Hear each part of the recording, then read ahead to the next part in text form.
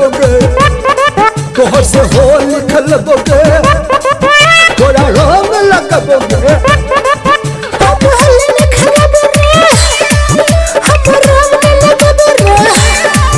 हम रंग तोरे दबोगे तोरे से होली खेल बोगे हम कहै छी ये छौड़ा रंग नहीं लेबरे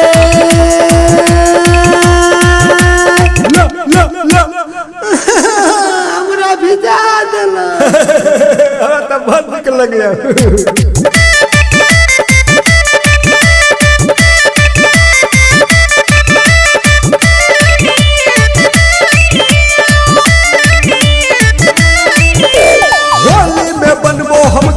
रंग लगा लगा के करबो के प्यार होली में बनबो हम तोहर भतार रंग लगा लगा के करबो के प्यार तोहर गाल छछतर रे तोहर गाल छछतर रे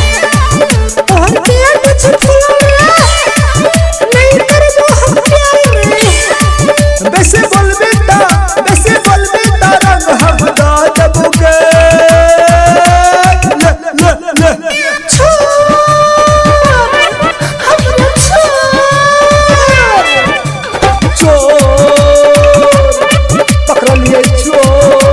हमर दिल के चोर तू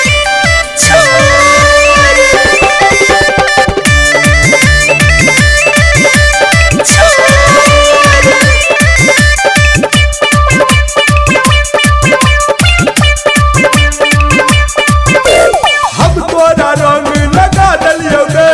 तू हमरा रंग लगा डलही गे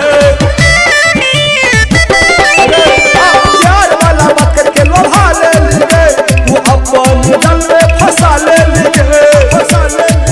हमरा रंग लगली रे हमर दिल चुरली रे हमर से होली खेलल गे हमरा अपन बनल गे रे फेकुआ अब हम तोरे से बियाह करबो हम तो रंग लगा के छौरी के फुसिया ले तो लाज रही